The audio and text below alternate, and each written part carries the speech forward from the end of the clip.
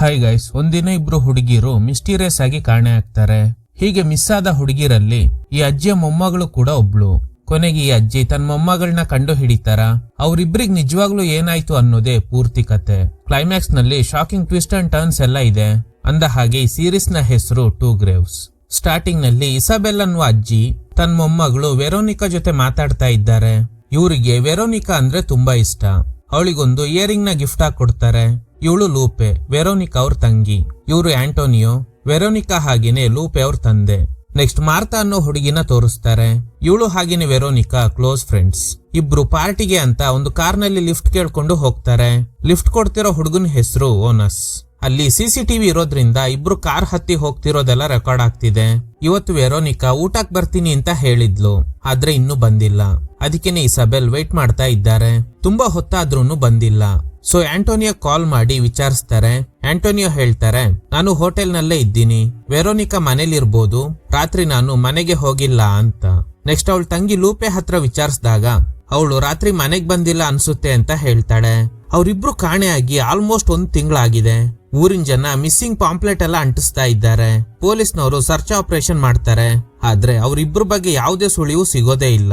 ಇನ್ನು ಮಾರ್ತಾ ಅವ್ರ ತಂದೆ ರಫೇಲ್ ದೊಡ್ಡ ರೌಡಿ ಆಗಿರ್ತಾರೆ. ಈಗ ವೆರೋನಿಕಾ ಹಾಗೇನೆ ಮಾರ್ತಾ ಕಾಣೆ ಆಗಿರೋದ್ರಿಂದ ಇಸಾಬೆಲ್, ಆಂಟೋನಿಯೋ ಇವ್ರಿಗೆಲ್ಲ ತುಂಬಾ ಬೇಜಾರಾಗುತ್ತೆ. ಊರಿನ ಜನ ಇಬ್ರು ತೀರ್ಕೊಂಡಿದ್ದಾರೆ ಅಂತ ನಿರ್ಧಾರ ಮಾಡ್ತಾರೆ. ಸಿಸಿಟಿವಿ ಫುಟೇಜ್ ಚೆಕ್ ಮಾಡಿದಾಗ ಅವರಿಬ್ರಿಗೆ ಕೊನೆಯದಾಗಿ ಲಿಫ್ಟ್ ಕೊಟ್ಟಿದ್ದ ಓನಸ್ ನ ಅರೆಸ್ಟ್ ಮಾಡ್ತಾರೆ. ಓನಸ್ ಹೇಳ್ತಿರೋ ಪ್ರಕಾರ ಅವರಿಬ್ರು ಲಾಸ್ ಪಿನೋಸ್ಗೆ ಹೋಗೋ ದಾರಿಯಲ್ಲಿ ಇಳ್ಕೊಂಡ್ರು. ಅದ್ ಬಿಟ್ರೆ ನನಗ್ ಬೇರೆ ಏನು ಗೊತ್ತಿಲ್ಲ. ಅವರು ಯಾರೋ ಫ್ರೆಂಡ್ ಒಬ್ಬರನ್ನ ಮೀಟ್ ಆಗೋಕೆ ಹೋಗ್ತಿರೋದಾಗಿ ಹೇಳ್ತಿದ್ರು ಅಂತ. ಈಗ ಪೊಲೀಸ್ನವರು ಓನಸ್ ಅವರಿಬ್ಬರನ್ನ ಡ್ರಾಪ್ ಮಾಡಿದ್ದ ಪ್ಲೇಸ್ ನಲ್ಲೂ ಸರ್ಚ್ ಮಾಡ್ತಾರೆ. ಅಲ್ಲೊಂದು ರಕ್ತದ ಕಲೆ ಇರೋ ಜಾಕೆಟ್ ಸಿಗುತ್ತೆ. ಅದ್ರಲ್ಲಿದ್ದ ರಕ್ತ ಮಾರ್ತಾ ಹಾಗೇನೆ ವೆರೋನಿಕಾದೆ ಅಂತ ಕನ್ಫರ್ಮ್ ಆಗಿದೆ. ಇದನ್ ಕೇಳಿ ಇಸಾಬೆಲ್ ತುಂಬಾ ಅಪ್ಸೆಟ್ ಆಗ್ತಾರೆ. ಸಮುದ್ರದಲ್ಲಿ ಮೀನ್ ಹಿಡಿತಾ ಇರುವಾಗ ಒಂದು ಡೆಡ್ ಬಾಡಿ ಸಿಗುತ್ತೆ. ಆ ಡೆಡ್ ಬಾಡಿ ಬೇರೆ ಯಾರ್ದು ಅಲ್ಲ, ಮಾರ್ತದೇ ಆಗಿರುತ್ತೆ. ವೆರೋನಿಕಾಗೆ ಏನಾಯ್ತೋ ಯಾರಿಗೂ ಗೊತ್ತಿಲ್ಲ. ಮಗಳ ಡೆತ್ ಇಂದ ರಫೇಲ್ ತುಂಬಾ ಅಪ್ಸೆಟ್ ಆಗಿದ್ದಾರೆ. ಮಾರ್ತಾ ಫ್ಯೂನರಲ್ಗೆ ಆಂಟೋನಿಯೋ, ಇಸಾಬೆಲ್, ಲೂಪೆ ಹೀಗೆ ಊರಿನ ಜನ ಎಲ್ಲ ಸೇರಿರ್ತಾರೆ. ಇಸಾಬೆಲ್ ರಫೇಲ್ ಫ್ಯಾಮಿಲಿಗೆ ಸಮಾಧಾನ ಮಾಡ್ತಾರೆ. ಇನ್ಸ್ಪೆಕ್ಟರ್ ಹತ್ರ ವೆರೋನಿಕಾ ಬಗ್ಗೆ ವಿಚಾರಿಸ್ತಾರೆ. ನಾವು ಅವಳನ್ನ ಹುಡುಕ್ತಾ ಇದ್ದೀವಿ, ಏನಾಗುತ್ತೋ ನೋಡೋಣ ಅಂತ. ವೆರೋನಿಕಾಗೆ ಏನಾಯ್ತು ಅಂತ ಗೊತ್ತಿಲ್ಲ. ಮಾರ್ತಾ ಸಾವಿಗೆ ಕಾರಣ ಏನು ಅಂತಾನೂ ಗೊತ್ತಿಲ್ಲ. ಇದ್ರ ಬಗ್ಗೆ ಲೋಕಲ್ ಚಾನೆಲ್ ಗಳಲ್ಲಿ ನ್ಯೂಸ್ ಪ್ರಸಾರ ಆಗ್ತಿದೆ. ಈ ಘಟನೆ ನಡೆದು 2 ವರ್ಷ ಆಗೋಯ್ತು. ಕೋರ್ಟ್ ವೆರೋನಿಕಾಗೋಸ್ಕರ ಮಾಡ್ತಿದ್ದ ಸರ್ಚ್ ಆಪರೇಷನ್ ನ ನಿಲ್ಸೋದಕ್ಕೆ ಹೇಳ್ತಾರೆ. ಅವರಿಬ್ರಿಗೆ ಕೊನೆಯದಾಗಿ ಲಿಫ್ಟ್ ಕೊಟ್ಟಿರೋದು ಓನಸ್ ಅಂತ ಇಸಾಬೆಲ್ಗೆ ನ್ಯೂಸ್ ಇಂದ ಗೊತ್ತಾಗುತ್ತೆ. ಹಾಗೇನೆ ಮಾರ್ತಾ ಬಾಡಿನ ಎಕ್ಸಾಮಿನ್ ಮಾಡಿದಾಗ ಅಬ್ಯೂಸ್ ನಡೆದಿದೆ ಅಂತ ಗೊತ್ತಾಗಿದೆಯಂತೆ. ಆಂಟೋನಿಯೋ ನಾರ್ಮಲ್ ಜೀವನ ಮಾಡೋದಕ್ ಶುರು ಮಾಡಿದ್ದಾರೆ. ಯಾಕಂದ್ರೆ ಇವ್ರಿಗೆ ಗೊತ್ತಾಗಿದೆ ವೆರೋನಿಕಾ ಮತ್ತೆ ಬರಲ್ಲ ಅಂತ. ಆದ್ರೆ ಇಸಾಬೆಲ್ ಮತ್ತೆ ಲೂಪೆ ಮಾತ್ರ ಈಗ್ಲೂ ಬೇಜಾರಲ್ಲೇ ಇದ್ದಾರೆ. ಆಂಟೋನಿಯೋ ಹೇಳ್ತಾರೆ, ನೀವೇನೇ ಚಿಂತೆ ಮಾಡಿದ್ರು ವೆರೋನಿಕಾ ವಾಪಸ್ ಬರಲ್ಲ. ಮಾರ್ತಾ ಬಾಡಿ ಹೇಗೋ ಸಿಕ್ಕಿದೆ, ಆದ್ರೆ ವೆರೋನಿಕಾ ಬಾಡಿಗೋಸ್ಕರ ಮಾರ್ತಾ ಬಾಡಿ ಸಿಕ್ಕಿದ್ದ ಜಾಗದಲ್ಲೆಲ್ಲ ಹುಡುಕಾಟ ನಡೆಸಿದ್ರು, ಆದ್ರೆ ಸಿಗ್ಲಿಲ್ಲ. ನೀವು ಬರೀ ವೆರೋನಿಕಾ ಬಗ್ಗೆನೇ ಯೋಚನೆ ಮಾಡ್ತಾ ಇದ್ದೀರಾ, ಅವಳ ತಂಗಿ ಲೂಪೆ ಬಗ್ಗೆನೂ ಸ್ವಲ್ಪ ಗಮನ ಕೊಡಿ ಅಂತ. ಆಕ್ಚುಲಿ ಇಸಾಬೆಲ್ ಆಂಟೋನಿಯೋ ಅವ್ರ ತಾಯಿ. ಇನ್ನು ಪೊಲೀಸ್ನವರು ನಮ್ಮಿಂದ ಆದಷ್ಟು ಪ್ರಯತ್ನ ಮಾಡಿದ್ವಿ, ಆದ್ರೆ ವೆರೋನಿಕಾಗ್ ಏನಾಯ್ತು ಅಂತ ಗೊತ್ತಿಲ್ಲ. ಇನ್ಮೇಲೆ ನಮ್ಮಿಂದ ಏನು ಮಾಡಕ್ ಆಗಲ್ಲ ಅಂತ ಇಸಾಬೆಲ್ಗೆ ಹೇಳ್ತಾರೆ. ವೆರೋನಿಕಾಗೆ ಏನಾಯ್ತು, ಮಾರ್ತಾ ಬಾಡಿ ಹೇಗೆ ಸಮುದ್ರದಲ್ಲಿ ಸಿಕ್ತು, ಇದೇ ದೊಡ್ಡ ಮಿಸ್ಟ್ರಿ. ಇಸಾಬೆಲ್ಗೆ ಮಾರ್ತಾ ಅವ್ರ ತಂದೆ ರಫೇಲ್ ನ ಪರಿಚಯ ಇರೋದ್ರಿಂದ ಪೊಲೀಸ್ನವರು ಇನ್ಮೇಲೆ ಈ ಕೇಸ್ನ ಎಂಕ್ವೈರಿ ಮಾಡಲ್ಲ. ನಾವೇ ಈ ಮಿಸ್ಟ್ರಿನ ಹೇಗಾದ್ರೂ ಸಾಲ್ವ್ ಮಾಡಿ ಆ ದಿನ ರಾತ್ರಿ ಏನಾಯ್ತು ಅದು ನಮಗ್ ಗೊತ್ತಾಗ್ಬೇಕು ಅಂತ. ರಫೇಲ್ ಹೇಳ್ತಾರೆ, ನನಗ್ ಗೊತ್ತಿರೋ ಎಲ್ಲಾ ಆಂಗಲ್ ನಲ್ಲೂ ಎಂಕ್ವೈರಿ ಮಾಡಿದ್ದೀನಿ, ಆದ್ರೆ ಯಾವುದೇ ಲೀಡ್ ಸಿಕ್ಕಿಲ್ಲ. ಇಸಾಬೆಲ್ ಪಿಯಾನೋ ಕ್ಲಾಸ್ ನಡೆಸ್ತಾ ಇದ್ದಾರೆ. ಬೆಲ್ಟ್ರಾಮ್ ಅನ್ನೋ ಹುಡುಗನೇ ಇವ್ರ ಸ್ಟೂಡೆಂಟ್. ಇನ್ನು ಸಫ್ರಿನೋ ಅನ್ನೋ ವ್ಯಕ್ತಿ ಜೊತೆನೆ ಇಸಾಬೆಲ್ ಅಫೇರ್ ಇಟ್ಕೊಂಡಿದ್ರು ಅನ್ಸುತ್ತೆ. ಇಸಾಬೆಲ್ ವೆರೋನಿಕಾ ಕಾಣೆ ಆದ್ಮೇಲೆ ಇವ್ರನ್ನ ಅವಾಯ್ಡ್ ಮಾಡ್ತಾ ಇದ್ದಾರೆ. ಆಂಟೋನಿಯೋ ಲೂಪೆ ವೆರೋನಿಕಾ ನೆನ್ಪಲ್ಲೇ ತನ್ನ ಜೀವನ ಹಾಳು ಮಾಡ್ಕೋಬಾರ್ದು ಅಂತ ಆದಷ್ಟು ಅವಳನ್ನ ಹ್ಯಾಪಿಯಾಗಿ ನೋಡ್ಕೋತಾ ಇದ್ದಾರೆ. ಇಸಾಬೆಲ್ ಓನಸ್ ನ ನೋಡಿ ಫಾಲೋ ಮಾಡ್ತಾರೆ. ಯಾಕಂದ್ರೆ ಇವನೇ ಅವ್ರಿಬ್ರನ್ನ ಕಾರ್ ನಲ್ಲಿ ಡ್ರಾಪ್ ಮಾಡಿರೋದು. ಅವನಿರೋ ಜಾಗ ತಿಳ್ಕೊಂಡು ಅಲ್ಲೋಗಿ ವಿಚಾರಿಸ್ತಾರೆ. ಓನಸ್ ಹೇಳ್ತಿರೋ ಪ್ರಕಾರ ಅವ್ರಿಬ್ರಿಗೆ ನಾನೇನೋ ಮಾಡಿದ್ದೀನಿ ಅನ್ಕೊಂಡು ಮಾರ್ತಾ ಅವ್ರ ತಂದೆ ರಫೇಲ್ ನನಗೆ ತುಂಬಾ ಟಾರ್ಚರ್ ಮಾಡಿದ್ರು. ಅವರಿಗೆ ಹೆದ್ರಿ ಈ ರೀತಿ ಕದ್ದು ಮುಚ್ಚಿ ಜೀವನ ಮಾಡ್ತಾ ಇದ್ದೀನಿ. ಆಗ ಇಸಾಬೆಲ್, ಆ ದಿನ ರಾತ್ರಿ ನಿಜವಾಗ್ಲೂ ಏನ್ ನಡೀತು, ಕಾಲೇಜ್ ಫ್ರೆಂಡ್ ಒಬ್ಬನ್ನ ಮೀಟ್ ಆಗೋದಕ್ಕೆ ವೇಟ್ ಮಾಡ್ತಾ ಇದ್ದೆ. ಆಗ ವೆರೋನಿಕಾ ಮಾರ್ತಾ ಇಬ್ರು ಅಲ್ಲಿಗೆ ಬಂದು ಡ್ರಾಪ್ ಕೇಳಿದ್ರು. ಯಾವ್ದೋ ಪಾರ್ಟಿಗೆ ಹೊರಟಿದ್ರು ಅನ್ಸುತ್ತೆ. ನನ್ ಜೊತೆಲ್ ಬನ್ನಿ, ಫೆಸ್ಟಿವಲ್ ಟೈಮ್ ಚೆನ್ನಾಗಿರುತ್ತೆ ಅಂತ ಹೇಳ್ದೆ. ಆದ್ರೆ ಅವರು ಯಾರೋ ಫ್ರೆಂಡ್ ಒಬ್ಬನ್ನ ಮೀಟ್ ಆಗೋದಕ್ಕೆ ಹೋಗ್ತಿರೋದಾಗಿ ಹೇಳ್ತಿದ್ರು. ಅವ್ರು ಹೇಳಿದ್ದ ಸ್ಪಾಟ್ ನಲ್ಲೇ ನಾನು ಗಾಡಿ ನಿಲ್ಲಿಸ್ದೆ. ಯಾವ್ದೋ ಇಯರಿಂಗ್ ಬಗ್ಗೆ ಎಲ್ಲ ಮಾತಾಡ್ತಾ ಇದ್ರು ಅಂತ. ಕಟ್ ಮಾಡಿದ್ರೆ ಇಸಾಬೆಲ್ ಒಂದು ಇಯರಿಂಗ್ ನೋಡ್ತಾ ಇದ್ದಾರೆ. ಇದೇ ತರದ ಇಯರಿಂಗ್ ನ ವೆರೋನಿಕಾಗೂ ಗಿಫ್ಟ್ ಆಗಿ ಕೊಟ್ಟಿರ್ತಾರೆ. ನೆಕ್ಸ್ಟ್ ಬೆಲ್ಟ್ರಮ್ ಪಿಯಾನೋ ಕ್ಲಾಸ್ಗೆ ಬರ್ತಾನೆ. ಇಯರಿಂಗ್ ನೋಡಿ ಇದೇ ತರದ ಇಯರಿಂಗ್ ನ ವೆರೋನಿಕಾ ಕೂಡ ಹಾಕಿದ್ಲು ಅಂತ. ಈಗ ಇಸಾಬೆಲ್ ಟೀ ನಲ್ಲಿ ಏನೋ ಮಿಕ್ಸ್ ಮಾಡಿ ಅವನಿಗೆ ಕೊಡ್ತಾರೆ. ಟೀ ಕುಡಿದ ತಕ್ಷಣ ಅನ್ಕಾನ್ಶಿಯಸ್ ಆಗ್ತಾನೆ. ಅವನ್ನ ಕಟ್ ಹಾಕ್ತಾರೆ. ಇದೇ ತರದ ಇಯರಿಂಗ್ ನ ನಾನು ವೆರೋನಿಕಾಗೆ ಅವಳು ಕಾಣೆಯಾಗೋ ಒಂದಿನ ಹಿಂದೆ ಅಷ್ಟೇ ಕೊಟ್ಟಿದ್ದೆ. ಓನಸ್ ಹೇಳಿದ ಪ್ರಕಾರ ಅವ್ನ್ ಡ್ರಾಪ್ ಮಾಡೋ ಸಂದರ್ಭದಲ್ಲಿ ವೆರೋನಿಕಾ ಇಯರಿಂಗ್ ಹಾಕಿದ್ಲಂತೆ. ಅಂದ್ರೆ ಆ ದಿನ ರಾತ್ರಿ ನೀನು ಅವಳನ್ನ ನೋಡಿದ್ಯಾ ಅಂತ ಅರ್ಥ. ಇಲ್ಲ ಅಂದ್ರೆ ಇದೇ ತರದ ಇಯರಿಂಗ್ ನ ಅವಳು ಕೂಡ ಹಾಕಿದ್ಲು ಅನ್ನೋದು ನಿನಗೆ ಹೇಗ್ ಗೊತ್ತು? ಸತ್ಯ ಹೇಳು ಅಂತ ಹ್ಯಾಮರ್ ತಂದು ಅವನ್ ಕಾಲಿಗೆ ಹೊಡಿತಾ ಇದ್ದಾರೆ. ಅವ್ನ್ ಕಿರ್ಚಾಡಿದ್ರೂನು ಬಿಡ್ತಾ ಇಲ್ಲ. ಈಗ ಬೆಲ್ಟ್ರನ್ ಹೇಳ್ತಾನೆ, ವೆರೋನಿಕಾ ನನ್ ಫ್ರೆಂಡ್. ಆ ದಿನ ನಾವೆಲ್ಲ ಒಂದು ಪಾರ್ಟಿಗೆ ಹೋಗಿದ್ವಿ. ಮಾರ್ತಾ ಅದೇ ಫಸ್ಟ್ ಟೈಮ್ ವೆರೋನಿಕಾ ಜೊತೆ ಬಂದಿದ್ಲು. ಆದ್ರೆ ವೆರೋನಿಕಾ ತುಂಬಾ ಸಲ ಅದೇ ತರದ ಪಾರ್ಟಿಗೆ ಬಂದಿದ್ದಾಳೆ.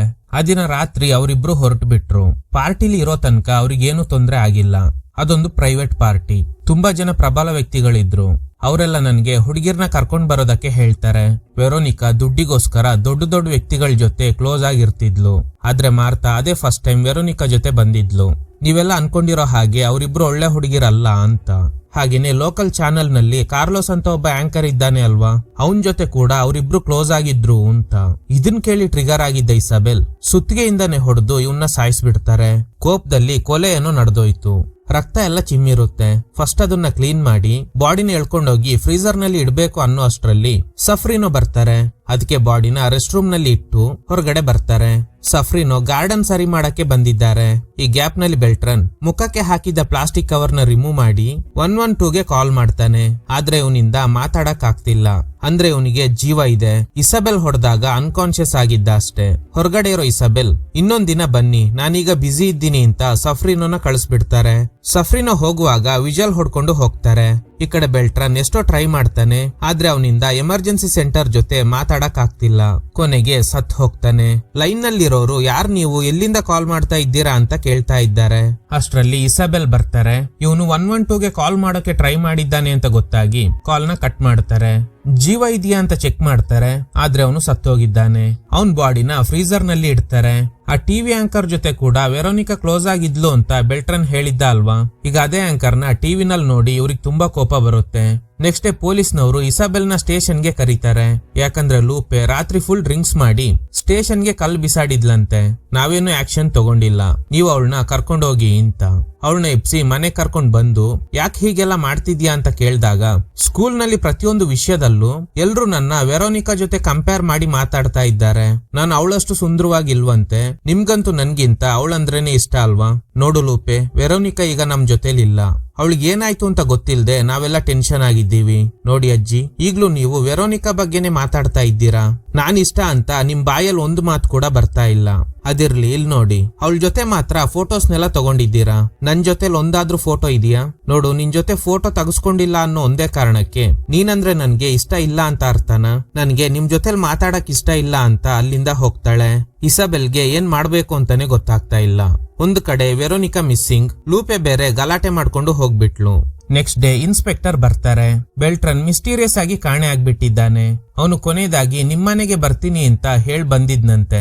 ಹೌದು, ಬಂದಿದ್ದ. ಕ್ಲಾಸ್ ಮುಗಿದ್ಮೇಲೆ ಬೇಗ ಎಲ್ಲೋ ಹೋಗ್ಬಿಟ್ಟ. ಎಲ್ಲಿಗೆ ಹೋಗ್ತೀನಿ ಅಂತ ಹೇಳಲಿಲ್ಲ. ಓಕೆ, ಬೆಳಗ್ಗೆ 10:03 911ಗೆ ಕಾಲ್ ಮಾಡಿದ್ದಾನೆ. ಎಲ್ಲಿಂದ ಕಾಲ್ ಮಾಡಿದ್ದಾನೆ ಅಂತ ಎಕ್ಸಾಕ್ಟ್ ಲೊಕೇಶನ್ ನ ಕಂಡು ಹಿಡಿಯೋಕ್ ಟ್ರೈ ಮಾಡಿದ್ವಿ. ಆದ್ರೆ ಆಂಟನಾಗಳಿಂದ ಟ್ರೇಸ್ ಮಾಡಕ್ ಆಗ್ಲಿಲ್ಲ. ಆದ್ರೆ ಒಂದಂತೂ ಸತ್ಯ, ಇಲ್ಲೇ ಪಕ್ಕದಲ್ಲೇ ಯಾವ್ದೋ ಲೊಕೇಶನ್ ಇಂದಾನೆ ಕಾಲ್ ಮಾಡಿದ್ದಾನೆ. ನೆಕ್ಸ್ಟ್ ಇಸಾಬೆಲ್ ರಫೇಲ್ ನ ಮೀಟ್ ಆಗ್ತಾರೆ.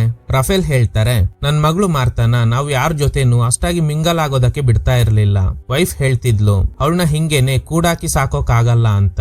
ಕೊನೆಗೆ ನಿಮ್ ಮೊಮ್ಮಗಳು ವೆರೋನಿಕಾ ಜೊತೆ ಕ್ಲೋಸ್ ಆದ್ಲು. ವೆರೋನಿಕಾನ ನಂಬಿ ಕಳಿಸ್ದೆ, ಆದ್ರೆ ಹೀಗೆಲ್ಲ ಆಗೋಯ್ತು ಅಂತ. ಸರಿ ರಫೇಲ್, ನಿಮ್ ಮಗಳನ್ನ ಕೊಂದವನು ನಿಮ್ ಕೈಗೆ ಸಿಕ್ಕಿದ್ರೆ ಏನ್ ಮಾಡ್ತೀರಾ? ಏನ್ ಹೇಳ್ತಾ ಇದ್ದೀರಾ ಇಸಾಬೆಲ್? ಆ ದಿನ ರಾತ್ರಿ ಅವರಿಬ್ರು ಒಂದು ಪಾರ್ಟಿಗೆ ಹೋಗಿದ್ದಾರೆ. ಅದು ಸಾಧಾರಣ ಪಾರ್ಟಿ ಅಲ್ಲ. ಅಲ್ಲಿ ತುಂಬಾ ಜನ ಪ್ರಬಲ ವ್ಯಕ್ತಿಗಳು ಇದ್ರಂತೆ. ಅವರೆಲ್ಲ ಚಿಕ್ಕ ಹುಡುಗಿರ್ನ ಕರ್ಕೊಂಡೋಗಿ ಅವರಿಗೆ ಡ್ರಗ್ಸ್ ಕೊಟ್ಟು ಯೂಸ್ ಮಾಡ್ಕೊಂಡಿದ್ದಾರೆ. ಒಬ್ಬನ ಹೆಸರು ಮಾತ್ರ ಗೊತ್ತು. ಅವನೇ ಕೊನೆಯದಾಗಿ ನಮ್ ಹುಡುಗಿರ್ ಜೊತೆ ಇದ್ನಂತೆ. ಅವನ್ ಹೆಸರೇನು ಹೇಳ್ತೀನಿ, ಅದಕ್ಕೂ ಮುಂಚೆ ನೀವು ನನಗೆ ಒಂದು ಹೆಲ್ಪ್ ಮಾಡ್ಬೇಕು. ಒಂದು ಬಾಡಿನ ಡಿಸ್ಟ್ರಾಯ್ ಮಾಡಿ, ಆಮೇಲೆ ನಾನು ಹೆಸರು ಹೇಳ್ತೀನಿ ಅಂತ. ಸೊ ರಾಫೆಲ್ ಅವ್ರ ಕಡೆಯವ್ರನ್ನ ಕಳಿಸಿ ಇಸಬೆಲ್ ಮನೇಲಿದ್ದ ಬೆಲ್ಟ್ರಾಮ್ ಬಾಡಿನ ಎತ್ಕೊಂಡೋಗಿ ಸುಟ್ಟು ಹಾಕ್ತಾರೆ. ಆಮೇಲೆ ಇಸಬೆಲ್ ಆ ಟಿವಿ ಆಂಕರ್ ಹೆಸರನ್ನ ಹೇಳಿದ್ರಿಂದ ರಾಫೆಲ್ ಅವನ್ನ ಕಿಡ್ನಾಪ್ ಮಾಡ್ತಾರೆ. ಕಟ್ ಮಾಡಿದ್ರೆ ಆಂಟೋನಿಯೋ ಇಸಬೆಲ್ ನ ಭೇಟಿಯಾಗಿ ಬೆಲ್ಟ್ರಾಮ್ ಹಾಗೇನೆ ವೆರೋನಿಕಾಗೆ ಏನೋ ಲಿಂಕ್ ಇದೆ ಅನ್ಸುತ್ತೆ. ಅವರಿಬ್ರು ಒಟ್ಟಿಗೆ ತಗೊಂಡಿರೋ ಫೋಟೋಸ್ ಎಲ್ಲ ಅವನ್ ಕಂಪ್ಯೂಟರ್ ನಲ್ಲಿ ಪೊಲೀಸ್ನವ್ರಿಗೆ ಸಿಕ್ಕಿದೆ. ಇನ್ಸ್ಪೆಕ್ಟರ್ ಫೋಟೋಸ್ ನ ನನಗೆ ತೋರಿಸಿದ್ರು. ಆ ಫೋಟೋಸ್ ನಲ್ಲಿ ವೆರೋನಿಕಾ ಡ್ರೆಸ್ಸೇ ಹಾಕಿರ್ಲಿಲ್ಲ. ಅವರೆಲ್ಲ ಯಾವ್ದೋ ಪಾರ್ಟಿಗೆ ಹೋಗಿದ್ದಾರೆ. ಇನ್ಸ್ಪೆಕ್ಟರ್ ಆ ಫೋಟೋಸ್ ನ ಪ್ರೆಸ್ನವ್ರಿಗೆ ಕೊಟ್ಟಿದ್ದಾರೆ. ಇದ್ರಿಂದ ಲೂಪೆ ತುಂಬಾ ಅಪ್ಸೆಟ್ ಆಗಿದ್ದಾಳೆ ಅಂತ. ಇಸಬೆಲ್ ಲೂಪೆನ ಮೀಟ್ ಆದಾಗ ಲೂಪೆ ಹೇಳ್ತಾಳೆ, ಪ್ರೆಸ್ ಮೀಡಿಯಾದವರೆಲ್ಲ ವೆರೋನಿಕಾ ಬಗ್ಗೆ ತಪ್ಪಾಗಿ ಮಾತಾಡ್ತಾ ಇದ್ದಾರೆ. ನನಗೆ ತುಂಬಾ ಹರ್ಟ್ ಆಯ್ತು. ಆ ದಿನ ನಾನು ವೆರೋನಿಕಾ ವಿಷಯದಲ್ಲಿ ನಿಮ್ ಜೊತೆ ಗಲಾಟೆ ಮಾಡ್ಬಿಟ್ಟೆ. ನನ್ನ ಕ್ಷಮಿಸ್ಬಿಡಿ ಅಂತ. ಪರವಾಗಿಲ್ಲ, ನೀನೇನು ಚಿಂತೆ ಮಾಡ್ಬೇಡ, ಎಲ್ಲ ಸರಿ ಹೋಗುತ್ತೆ. ಈ ಕಡೆ ರಾಫೆಲ್ ಆ ಪಾರ್ಟಿನ ಅರೇಂಜ್ ಮಾಡಿದ್ದು ಯಾರು, ಅಲ್ಲಿ ಚಿಕ್ಕ ಹುಡುಗಿರಿಗೆ ಡ್ರಗ್ಸ್ ಎಲ್ಲ ಕೊಡ್ತಾರಂತೆ ಅಂತ ಇನ್ಸ್ಪೆಕ್ಟರ್ ಹತ್ರ ಕೇಳ್ತಾರೆ. ಅದನ್ನ ಅರೇಂಜ್ ಮಾಡಿದ್ದು ಯಾರು ಅಂತ ಗೊತ್ತಿಲ್ಲ. ವೆರೋನಿಕಾ ಮಾರ್ತಾ ಫೋಟೋನ ಯಾಕೆ ಮೀಡಿಯಾದವ್ರಿಗೆ ಕೊಟ್ರಿ? ನಾವೆಲ್ಲ ತಲೆ ಎತ್ಕೊಂಡು ಓಡಾಡಕ್ ಆಗ್ತಿಲ್ಲ. ಮರ್ಯಾದೆಯಾಗಿ ಹೊರಗಡೆ ಹೋಗಿ. ನಿಮ್ಗೆಲ್ಲ ನನ್ ಮಗಳನ್ನ ಕೊಂದವನ್ನ ಕಂಡು ಹಿಡಿಯೋದಕ್ ತಾಕತ್ತಿಲ್ಲ. ನೆಕ್ಸ್ಟ್ ಇಸಬೆಲ್ ಕಾರಲ್ಲಿ ಹೋಗ್ತಾ ಇರುವಾಗ ಆ ದಿನ ಬೆಲ್ಟ್ರಾಮ್ 911ಗೆ ಕಾಲ್ ಮಾಡಿದ್ದ ಅಲ್ವಾ? ಆ ಕಾಲ್ ರೆಕಾರ್ಡಿಂಗ್ಸ್ ನ ಪೊಲೀಸ್ನವರು ರಿಲೀಸ್ ಮಾಡಿರೋದು ರೇಡಿಯೋನಲ್ಲಿ ಪ್ರಸಾರ ಆಗ್ತಿದೆ. ಅದ್ರಲ್ಲಿ ನಮ್ಗೆಲ್ಲ ಗೊತ್ತಿರೋ ಹಾಗೆ ಬೆಲ್ಟ್ರಾಮ್ ಏನು ಮಾತಾಡಿರಲ್ಲ, ಆದ್ರೆ ಯಾರೋ ವಿಜಲ್ ಹೊಡೆಯೋ ಶಬ್ದ ಕೇಳ್ತಿದೆ. ಆಕ್ಚುಲಿ ಆ ದಿನ ಸಫ್ರಿನೋ ಬಂದಿರ್ತಾರೆ, ನೆನ್ಪಿದ್ಯಾ? ಅವರಿಗೂ ಏನೋ ಹೇಳಿ ಕನ್ವಿನ್ಸ್ ಮಾಡಿ ಇಸಬೆಲ್ ಕಳಿಸಿದಾಗ ಅವರೇ ವಿಜಲ್ ಹೊಡೆದಿರ್ತಾರೆ. ಅದೆಲ್ಲ ಬೆಲ್ಟ್ರಾಮ್ ಮಾಡಿದ್ದ ಕಾಲ್ ನಲ್ಲಿ ರೆಕಾರ್ಡ್ ಆಗಿದೆ. ಅದ್ರಿಂದ ಈ ಅಜ್ಜಿಗೇನು ಸಮಸ್ಯೆ ಆಗ್ಬೋದು ಅಂತ ಯೋಚನೆ ಮಾಡ್ತಾ ಇದ್ದೀರಾ? ಖಂಡಿತ ಇಲ್ಲೊಂದು ಸಮಸ್ಯೆ ಇದೆ. ಏನಂದ್ರೆ ಇನ್ ಕೇಸ್ ಸಫ್ರಿನೋ ನಾನೇ ಆ ವಿಜಲ್ ಹೊಡೆದಿದ್ದು ಅಂತ ಪೊಲೀಸ್ನವ್ರಿಗೆ ಹೇಳಿಕೆ ಕೊಟ್ಬಿಟ್ರೆ ಬೆಲ್ಟ್ರಾಮ್ ಇಸಬೆಲ್ ಮನೇಲೆ ಇದ್ದ ಅನ್ನೋದು ಕನ್ಫರ್ಮ್ ಆಗ್ಬಿಡುತ್ತೆ. ಅದಕ್ಕೇನೆ ಈಗ ಇವ್ರಿಗೆ ಟೆನ್ಷನ್ ಆಗ್ತಿದೆ. ಆ ಪಾರ್ಟಿ ನಡೆದ ಜಾಗ ಗೊತ್ತಾಗಿದ್ರಿಂದ ಪೊಲೀಸ್ನವರು ಸರ್ಚ್ ಮಾಡ್ತಾ ಇದ್ದಾರೆ, ಏನಾದ್ರೂ ಕ್ಲೂ ಸಿಗುತ್ತಾ ಅಂತ. ನೆಕ್ಸ್ಟ್ ಸೀನ್ ನಲ್ಲಿ ರಾಫೆಲ್ ಇಸಬೆಲ್ ನ ಮೀಟ್ ಆಗಿ ಹೇಳ್ತಾರೆ, ಆ ಟಿವಿ ಆಂಕರ್ ನ ವಿಚಾರಿಸ್ದೆ. ಅವನು ನಮ್ ಹುಡುಗಿರ್ನ ಕೊಂದಿಲ್ಲ, ಆದ್ರೆ ಅಲ್ಲಿ 3ನೇ ಹುಡುಗಿ ಒಬ್ಳು ಇದ್ಲಂತೆ. ಅವಳಿಗೆ ಹಣೆ ಮೇಲೆ ಮಚ್ಚೆ ಇದೆ ಅಂತ ಹೇಳ್ತಿದ್ದ. ಅವಳು ಅರೇಬಿಕ್ ಹುಡುಗಿ ತರನೇ ಇದ್ಲಂತೆ. ಅವಳನ್ನ ಕಂಡು ಹಿಡಿದ್ರೆ ಏನಾದ್ರೂ ಗೊತ್ತಾಗ್ಬೋದು. ವೆರೋನಿಕಾಗೆ ಆತರ ಯಾರಾದ್ರೂ ಫ್ರೆಂಡ್ ಇದ್ರ? ಆತರ ಯಾರು ನನಗ್ ಗೊತ್ತಿಲ್ಲ, ಗೊತ್ತಾದ್ರೆ ನಿಮ್ಗೆ ತಿಳಿಸ್ತೀನಿ ಅಂತ ಹೇಳಿ ಇಸಬೆಲ್ ಅಲ್ಲಿಂದ ಹೋಗ್ತಾರೆ. ಇನ್ನು ಈ ಸಫ್ರಿನೋ ಬೇರೆ ನಾವಿಬ್ರು ಮೊದ್ಲಿನ ತರ ಇರೋಣ ಅಂತ ಫೋರ್ಸ್ ಮಾಡ್ತಾ ಇದ್ದಾರೆ. ಆದ್ರೆ ಇಸಬೆಲ್ ರೆಡಿ ಇಲ್ಲ. ಪೊಲೀಸ್ನವರು ಬಿಡುಗಡೆ ಮಾಡಿರೋ ಆಡಿಯೋನಲ್ಲಿ ವಿಜಲ್ ಹೊಡೆದಿರೋದು ನಾನೇ. ಅದನ್ನ ಪೊಲೀಸ್ನವ್ರಿಗೆ ಹೇಳಿದ್ರೆ ಏನಾಗುತ್ತೆ ಗೊತ್ತಾ ಅಂತ ಇಂಡೈರೆಕ್ಟ್ ಆಗಿ ಬ್ಲಾಕ್ ಮೇಲ್ ಮಾಡ್ತಾ ಇದ್ದಾರೆ. ಇಸಬೆಲ್ ಕೇರ್ ಮಾಡದೆ ವೆರೋನಿಕಾ ಓದಿದ್ದ ಸ್ಕೂಲ್ಗೆ ಹೋಗಿ ಅವಳ ರೆಕಾರ್ಡ್ಸ್ ಬೇಕು ಅಂತ ರಿಕ್ವೆಸ್ಟ್ ಮಾಡಿದ್ರಿಂದ ಟೀಚರ್ ಚೆಕ್ ಮಾಡ್ಕೊಳ್ಳೋದಕ್ಕೆ ಹೇಳ್ತಾರೆ. ಇಲ್ಲಿ ಯಾಕೆ ಬಂದಿದ್ದಾರೆ ಗೊತ್ತಾ? ರಾಫೆಲ್ ಹೇಳಿದ್ರು ಅಲ್ವಾ, ಆ ಪಾರ್ಟಿನಲ್ಲಿ ಅರೇಬಿಕ್ ಹುಡುಗಿ ಒಬ್ಳು ಇದ್ಲಂತೆ, ಅವಳು ಹಣೆಯಲ್ಲಿ ಮಚ್ಚೆ ಇದೆ ಅಂತ. ಸೊ ಇನ್ ಕೇಸ್ ಆ ಹುಡುಗಿ ವೆರೋನಿಕಾ ಜೊತೆ ಓದಿದ್ರೆ ಸ್ಕೂಲ್ ರೆಕಾರ್ಡ್ಸ್ ನಲ್ಲಿ ಅವಳ ಬಗ್ಗೆ ಇರುತ್ತೆ. ಅದಕ್ಕೇನೆ ವೆರೋನಿಕಾ ರೆಕಾರ್ಡ್ಸ್ ನ ಚೆಕ್ ಮಾಡ್ತೀನಿ ಅನ್ನೋ ನೆಪದಲ್ಲಿ ಆ ಹುಡುಗಿ ರೆಕಾರ್ಡ್ಸ್ ನ ಚೆಕ್ ಮಾಡ್ತಾ ಇದ್ದಾರೆ. ಕೊನೆಗೂ ರಾಫೆಲ್ ಹೇಳಿದ್ದ ಆ ಹುಡುಗಿ ರೆಕಾರ್ಡ್ ಸಿಗುತ್ತೆ. ಹೆಸರು ಜಮೀಲಾ. ಇವಳು ಕೂಡ ಇದೇ ಸ್ಕೂಲ್ ನಲ್ಲೇ ಸ್ಟಡಿ ಮಾಡಿರೋದ್ರಿಂದ ಖಂಡಿತ ವೆರೋನಿಕಾಗೆ ಇವಳು ಪರಿಚಯ ಇರಬಹುದು. ಸೊ ಜಮೀಲನ ಹುಡುಕಿ ವಿಚಾರಿಸಿದ್ರೆ ಆ ದಿನ ಪಾರ್ಟಿನಲ್ಲಿ ಏನಾಯ್ತು ಅನ್ನೋದು ಗೊತ್ತಾಗುತ್ತೆ. ಅವಳು ರೆಕಾರ್ಡ್ಸ್ ಇರೋ ಫೈಲ್ ನ ಫೋಟೋ ತಗೋತಾರೆ. ಜಮೀಲಾ ಬಗ್ಗೆ ಟೀಚರ್ ಹತ್ರ ಕೇಳಿದಾಗ ಅವಳು ಸ್ಟಡೀಸ್ ನ ಅರ್ಧದಲ್ಲೇ ನಿಲ್ಸಿ ಕುಟುಂಬ ಸಮೇತ ಬೇರೆ ಎಲ್ಲೋ ಶಿಫ್ಟ್ ಆಗ್ಬಿಟ್ಲು ಅಂತ. ಮನೆ ಹತ್ರ ಬಂದಾಗ ಇನ್ಸ್ಪೆಕ್ಟರ್ ಟೀಮ್ ಸಮೇತ ಇಸಬೆಲ್ ಮನೆ ಹತ್ರ ಬಂದಿದ್ದಾರೆ. ಯಾಕಂದ್ರೆ ಸಫ್ರಿನೋ ಇಸಬೆಲ್ ಸರಿಯಾಗಿ ಕಾಪರೇಟ್ ಮಾಡಿಲ್ಲ ಅಂತ ಪೊಲೀಸ್ನವರು ರಿಲೀಸ್ ಮಾಡಿರೋ ಕಾಲ್ ರೆಕಾರ್ಡಿಂಗ್ಸ್ ನಲ್ಲಿ ಬರೋ ವಿಷಲ್ ಶಬ್ದ ನಂದೆ. ಬೆಲ್ಟ್ರಾಮ್ ಇಸಬೆಲ್ ಮನೆಯಿಂದಾನೆ 911ಗೆ ಕಾಲ್ ಮಾಡಿದ್ದಾನೆ ಅಂತ ಹೇಳಿರ್ತಾರೆ. ಆಗ ಇಸಬೆಲ್ ಸಫ್ರಿನೋ ಸುಳ್ಳು ಹೇಳ್ತಾ ಇದ್ದಾರೆ ಇರ್ಬೋದು, ಆದ್ರೆ ನಾವು ಕನ್ಫರ್ಮ್ ಮಾಡ್ಕೋಬೇಕು, ಮನೆ ಡೋರ್ ಓಪನ್ ಮಾಡಿ ಅಂತ. ಮನೆ ಒಳಗಡೆ ಹೋಗಿ ಫ್ಲೋರ್ ಚೆಕ್ ಮಾಡಿದಾಗ ರಕ್ತದ ಕಲೆ ಇರೋದು ಗೊತ್ತಾಗುತ್ತೆ. ಅದನ್ನ ಟೆಸ್ಟ್ ಮಾಡಿಸೋದಕ್ಕೆ ಲ್ಯಾಬ್ಗೆ ಕಳಿಸ್ತಾರೆ. ಇಸಬೆಲ್ಗೆ ಗಾಬರಿ ಆಗ್ತಿದೆ. ಏನಿದು ರಕ್ತದ ಕಲೆ ಇದೆಯಲ್ಲ ಅಂತ ಕೇಳಿದಾಗ ಅದು ಪೋರ್ಕ್ ನ ಕಟ್ ಮಾಡೋದಕ್ಕೆ ಫ್ರೀಸರ್ ಇಂದ ತೆಗೆಯುವಾಗ ರಕ್ತ ಸುರಿದಿದೆ, ಅದ್ ಬಿಟ್ರೆ ಬೇರೇನು ಇಲ್ಲ ಅಂತ. ನೆಕ್ಸ್ಟ್ ಇಸಬೆಲ್ ರಾಫೆಲ್ ನ ಭೇಟಿಯಾಗಿ ನೀವು ಹೇಳಿದ ಅರೇಬಿಕ್ ಹುಡುಗಿ ಈ ದೇಶ ಬಿಟ್ಟು ಹೋಗಿದ್ದಾಳೆ, ನಾನು ಅವಳ ಹೆಸರು ಹೇಳ್ತೀನಿ, ಅದಕ್ಕೂ ಮುಂಚೆ ನಾನು ಆ ಟಿವಿ ಆಂಕರ್ ಜೊತೆ ಮಾತಾಡ್ಬೇಕು ಅಂತ ರಾಫೆಲ್ ಕರ್ಕೊಂಡು ಹೋಗ್ತಾರೆ. ನೋಡಿದ್ರೆ ರಾಫೆಲ್ ಕಡೆ ಅವರು ಹೊಡೆದಿರೋ ಏಟ್ಗೆ ಆ ಟಿವಿ ಆಂಕರ್ ನ ಮುಖ ಎಲ್ಲ ಕಿತ್ತೋಗಿದೆ. ರಾಫೆಲ್ ಹೇಳ್ತಾರೆ, ಇವರು ವೆರೋನಿಕಾ ಅವ್ರ ಅಜ್ಜಿ, ನನ್ಗೆ ಹೇಳಿದ್ದ ಎಲ್ಲಾ ವಿಷಯನ ಇವರಿಗೂ ಹೇಳು ಅಂತ. ಈ ಟಿವಿ ಆಂಕರ್ ಹೇಳ್ತಿರೋ ಪ್ರಕಾರ ಮಾರ್ತಾ ಹಾಗೇನೆ ವೆರೋನಿಕಾ ಜೊತೆ ನಾನು ಇಂಟಿಮೇಟ್ ಆಗಿದ್ದೆ. ಆದ್ರೆ ವೆರೋನಿಕಾ ಕಾಣೆ ಆಗೋದಕ್ಕೂ ಮಾರ್ತಾ ಸಾವಿಗೂ ನನ್ಗೂ ಯಾವುದೇ ಲಿಂಕ್ ಇಲ್ಲ. ಆ ಪಾರ್ಟಿಗ್ ಬಂದವರು ಡ್ರಗ್ಸ್ ಯೂಸ್ ಮಾಡ್ತಾ ಇದ್ರು, ಆದ್ರೆ ನಾವು ಯಾರನ್ನು ಫೋರ್ಸ್ ಮಾಡ್ತಾ ಇರ್ಲಿಲ್ಲ. ಬೆಲ್ಟ್ರನ್ಗೆ ಹೇಳ್ತಿದ್ವಿ ಹುಡುಗಿರ್ನ ಕರ್ಕೊಂಡ್ ಬಾ ಅಂತ. ವೆರೋನಿಕಾ ತುಂಬಾ ಸಲ ಬಂದಿದ್ಲು, ಆದ್ರೆ ಮಾರ್ತನ ನಾನು ಅವತ್ತೇ ಫಸ್ಟ್ ಟೈಮ್ ನೋಡಿದ್ದು. ಹೌದು, ನಾನು ಮಾರ್ತಾ ಜೊತೆ ಕೂಡ ಇಂಟಿಮೇಟ್ ಆಗಿದ್ದೆ. ಸಡನ್ ಆಗಿ ಅವಳಿಗೆ ಆರೋಗ್ಯ ಸಮಸ್ಯೆ ಕಾಣಿಸ್ಕೊಂಡಿದ್ರಿಂದ ವೆರೋನಿಕಾ ಅವಳನ್ನ ಕರ್ಕೊಂಡು ಹೊರಟ್ಬಿಟ್ಲು. ಅವ್ರ ಜೊತೆ ಇನ್ನೊಬ್ಳು ಹುಡುಗಿ ಕೂಡ ಇದ್ಲು, ಅವಳ ಹಣೆಯಲ್ಲಿ ಮಚ್ಚೆ ಕೂಡ ಇತ್ತು. ಅವಳು ಅರೇಬಿಕ್ ನ ಮೊರಾಕೋ ದೇಶಕ್ಕೆ ಸೇರಿದವಳು. ಆ 3 ಜನ ಪಾರ್ಟಿಯಿಂದ ಹೊರಟು ಬಿಟ್ರು, ನನಗೆ ಅಷ್ಟೇ ಗೊತ್ತಿರೋದು ಅಂತ. ಇಷ್ಟು ಕೇಳಿ ಟ್ರಿಗರ್ ಆಗಿದ್ದ ರಫೇಲ್ ಇಸಬೆಲ್ ಕಣ್ ಮುಂದೆನೆ ಆ ಆಂಕರ್ ನ ಸಾಯಿಸ್ಬಿಡ್ತಾರೆ. ಇದರಿಂದ ಇಸಬೆಲ್ಗೆ ಶಾಕ್ ಆಗುತ್ತೆ. ಹೊರಗಡೆ ಬಂದು ಆ ಹುಡುಗಿ ಹೆಸರು ಜಮೀಲಾ ಅಂತ ಹೇಳ್ತಾರೆ. ಅಷ್ಟರಲ್ಲಿ ಆಂಟೋನಿಯೋ ಕಾಲ್ ಮಾಡಿ ಹಾಸ್ಪಿಟಲ್ಗೆ ಬರೋಕೆ ಹೇಳ್ತಾರೆ. ಯಾಕಂದ್ರೆ ಲೂಪೆ ಸೂಸೈಡ್ ಅಟೆಂಪ್ಟ್ ಮಾಡೋದಕ್ಕೆ ಟ್ರೈ ಮಾಡಿರ್ತಾಳೆ, ಆದ್ರೆ ಈಗ ಅವಳು ಸೇಫ್. ವೆರೋನಿಕಾ ಬಗ್ಗೆ ಜನ ತುಂಬಾ ಕೇವಲವಾಗಿ ಮಾತಾಡ್ಕೋತಾ ಇದ್ದಾರೆ. ಸ್ಕೂಲ್ ನಲ್ಲೂ ನೆಮ್ಮದಿಯಾಗಿರಕ್ ಆಗ್ತಿಲ್ಲ, ಅದಕ್ಕೇನೆ ಹೀಗ್ ಮಾಡ್ಕೊಂಡೆ ಅಂತ. ನಾನು ವೆರೋನಿಕಾ ಜೊತೆ ಒಂದ್ಸಲ ಮಾತಾಡ್ಬೇಕು. ಈಗ್ಲೇ ಶಾಕಿಂಗ್ ಟ್ವಿಸ್ಟ್. ಆಂಟೋನಿಯೋ ಹೇಳ್ತಾರೆ ವೆರೋನಿಕಾ ಜೀವಂತವಾಗಿ ಇದ್ದಾಳೆ ಅಂತ. ಇದನ್ ಕೇಳಿ ಇಸಬೆಲ್ ಲೂಪೆ ಇಬ್ಬರಿಗೂ ಶಾಕ್ ಆಗುತ್ತೆ. ಈಗ ಒಂದು ಫ್ಲಾಶ್ ಬ್ಯಾಕ್. ಆ ದಿನ ಓನರ್ಸ್ ಇವ್ರಿಬ್ಬರನ್ನ ಡ್ರಾಪ್ ಮಾಡಿದ್ಮೇಲೆ ವೆರೋನಿಕಾ ಮಾರ್ತನ ಕರ್ಕೊಂಡು ಆ ಪಾರ್ಟಿ ನಡೆಯೋ ಜಾಗಕ್ಕೆ ಹೋಗಿದ್ದಾಳೆ. ಮಾರ್ತಾಗೆ ಇಲ್ಲಿ ಏನ್ ನಡೆಯುತ್ತೆ ಅಂತ ಗೊತ್ತಿಲ್ಲ, ನಾರ್ಮಲ್ ಪಾರ್ಟಿ ಅನ್ಕೊಂಡ್ ಬಂದಿದ್ದಾಳೆ.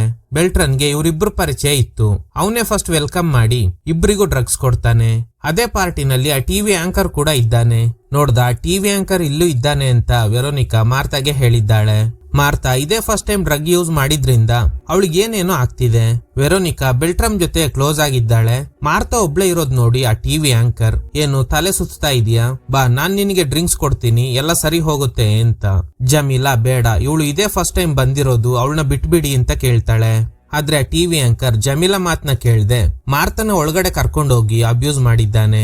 ಆಗ್ಲೇ ಮಾರ್ತನ ಹುಡ್ಕೊಂಡು ವೆರೋನಿಕಾ ಬಂದಾಗ ಇವಳು ಕೂರ್ಸಿದ್ದ ಜಾಗದಲ್ಲಿ ಅವಳು ಇರಲ್ಲ. ಆಗ್ಲೇ ಜಮೀಲಾ ಆ ಟಿವಿ ಆಂಕರ್ ಮಾರ್ತನ ಕರ್ಕೊಂಡೋಗಿರೋ ವಿಷಯನ ಹೇಳ್ತಾಳೆ. ಅಲ್ಲೋಗ್ ನೋಡಿದಾಗ ವೆರೋನಿಕಾಗೆ ಶಾಕ್ ಆಗಿದೆ. ಅರ್ಲಿ ಮಾರ್ನಿಂಗ್ ಮನೆಗ್ ಬಂದ ವೆರೋನಿಕಾ ನಡೆದ ವಿಷಯನ ಆಂಟೋನಿಯೋಗೆ ಹೇಳಿದ್ದಾಳೆ. ಅವಳು ಕತ್ತಿಂದ ರಕ್ತ ಸುರಿತಾ ಇರೋದ್ ನೋಡಿ ಇವ್ರಿಗೆ ಗಾಬರಿ ಆಗಿದೆ. ನನ್ನ ಪೊಲೀಸ್ ಸ್ಟೇಷನ್ಗೆ ಕರ್ಕೊಂಡೋಗಿ, ನಾನು ತಪ್ಪು ಮಾಡಿದ್ದೀನಿ ಅಂತ. ಆಗ ಆಂಟೋನಿಯೋ ಫಸ್ಟ್ ನನ್ನ ಸ್ಪಾಟ್ಗೆ ಕರ್ಕೊಂಡು ಹೋಗು ಅಂತ. ಅಲ್ಲೋಗ್ ನೋಡಿದ್ರೆ ಮಾರ್ತಾ ಸತ್ತೋಗಿದ್ದಾಳೆ. ಏನೋ ಗೊತ್ತಿಲ್ಲದೆ ನಡೆದೋಯ್ತು, ಬೇಕು ಅಂತ ಮಾಡಿಲ್ಲ. ಸತ್ತೋಗಿರೋದು ರಫೇಲ್ ಅವ್ರ ಮಗಳು ಮಾರ್ತಾ. ರಫೇಲ್ಗೆ ಈ ವಿಷಯ ಗೊತ್ತಾದ್ರೆ ವೆರೋನಿಕಾ ಕತೆ ಅಷ್ಟೇ. ಅದಕ್ಕೆ ಆಂಟೋನಿಯೋ ತನ್ನ ಮಗಳನ್ನ ಸೇವ್ ಮಾಡೋಕೆ ಫಸ್ಟ್ ಮಾರ್ತಾ ತರಾನೇ ವೆರೋನಿಕಾ ಕೂಡ ಸತ್ತೋಗಿದ್ದಾಳೆ ಅಂತ ಊರಿನ ಜನರನ್ನ ನಂಬಿಸ್ಬೇಕು. ಅದಕ್ಕೆ ವೆರೋನಿಕಾ ಹಾಕಿದ್ದ ಜಾಕೆಟ್ ನ ಸ್ಪಾಟ್ ನಲ್ಲೇ ಹಾಕಿದ್ಮೇಲೆ ಅದ್ರಲ್ಲಿ ಆಲ್ರೆಡಿ ವೆರೋನಿಕಾ ರಕ್ತ ಸುರಿದಿತ್ತು. ಮಾರ್ತಾ ರಕ್ತನು ಜಾಕೆಟ್ಗೆ ಹಚ್ಚಿ ಅದನ್ನ ಸ್ಪಾಟ್ ನಲ್ಲೇ ಬಿಸಾಡ್ತಾರೆ. ಇದೇ ಜಾಕೆಟ್ ಒಂದ್ ಸೀನ್ ನಲ್ಲಿ ಪೊಲೀಸ್ನವ್ರಿಗೆ ಸಿಕ್ಕಿ ಇದ್ರಲ್ಲೇ ವೆರೋನಿಕಾ ಮಾರ್ತಾ ಇಬ್ಬರು ರಕ್ತನೂ ಇದೆ ಅಂತ ಹೇಳಿರ್ತಾರೆ. ಅದೆಲ್ಲ ಈ ಆಂಟೋನಿಯೋದೇ ಪ್ಲಾನ್. ಸೊ ಜಾಕೆಟ್ ನ ಸ್ಪಾಟ್ ನಲ್ಲೇ ಬಿಸಾಡಿ ಮಾರ್ತಾ ಬಾಡಿನ ಅಪ್ಪ ಮಗಳು ಎತ್ಕೊಂಡೋಗಿ ಸಮುದ್ರಕ್ಕೆ ಎಸಿತಾರೆ. ನೆಕ್ಸ್ಟ್ ಡೇನೆ ಫ್ರೆಂಡ್ಗೆ ಹೇಳಿ ಎಲ್ಲ ತಣ್ಣಗಾಗೋವರೆಗೂ ನೀನು ಮೊರಾಕನಲ್ಲೇ ಇರು, ನನ್ ಫ್ರೆಂಡ್ ನೀನು ಉಳ್ಕೊಳ್ಳೋದಕ್ಕೆ ಬೇಕಾದ ಎಲ್ಲಾ ವ್ಯವಸ್ಥೆ ಮಾಡ್ತಾನೆ ಅಂತ ವೆರೋನಿಕಾನ ಫ್ರೆಂಡ್ ಜೊತೆ ಕಳಿಸ್ತಾರೆ. ಈಗ ಕತೆ ಪ್ರೆಸೆಂಟಿಗ್ ಬರುತ್ತೆ. ಇಷ್ಟೆಲ್ಲ ಗೊತ್ತಾದ್ಮೇಲೆ ಇಸಬೆಲ್ ಹೇಳ್ತಾರೆ ರಫೇಲ್ ಇರೋವರೆಗೂ ವೆರೋನಿಕಾ ಮತ್ತೆ ಇಲ್ಲಿಗೆ ಬರಕ್ ಆಗಲ್ಲ, ಎಷ್ಟು ದಿನ ತಾನೇ ಅವಳನ್ನ ಕದ್ದು ಮುಚ್ಚಿ ಜೀವನ ಮಾಡ್ಸೋದಕ್ಕಾಗುತ್ತೆ. ಆಂಟೋನಿಯೋ ಹೇಳ್ತಾರೆ ನಾವೆಲ್ಲ ಬ್ರೆಜಿಲ್ಗೆ ಶಿಫ್ಟ್ ಆಗೋಣ, ಅಲ್ಲಿ ನಮ್ನ ಯಾರಿಂದನೂ ಕಂಡು ಹಿಡಿಯಕ್ ಆಗಲ್ಲ ಅಂತ. ಹಾಗೇನೆ ಸದ್ಯಕ್ಕೆ ವೆರೋನಿಕಾ ಸೀಕ್ರೆಟ್ ಪ್ಲೇಸ್ ನಲ್ಲಿ ಇದ್ದಾಳೆ. ಪ್ರತಿ ಶುಕ್ರವಾರ ಹೋಟೆಲ್ ನಂಬರ್ಗೆ ಕಾಲ್ ಮಾಡ್ತಾಳೆ. ಸದ್ಯಕ್ಕೆ ಬೇರೇನು ಕೇಳ್ಬೇಡಿ, ಈ ವಿಷಯ ರಫೇಲ್ಗೆ ಗೊತ್ತಾದ್ರೆ ವೆರೋನಿಕಾನ ಜೀವಂತವಾಗಿ ಬಿಡಲ್ಲ ಅಂತ. ಅಷ್ಟರಲ್ಲಿ ರಫೇಲ್ ಕಾಲ್ ಮಾಡಿ ಜಮೀಲಾ ಬಗ್ಗೆ ಗೊತ್ತಾಯ್ತು.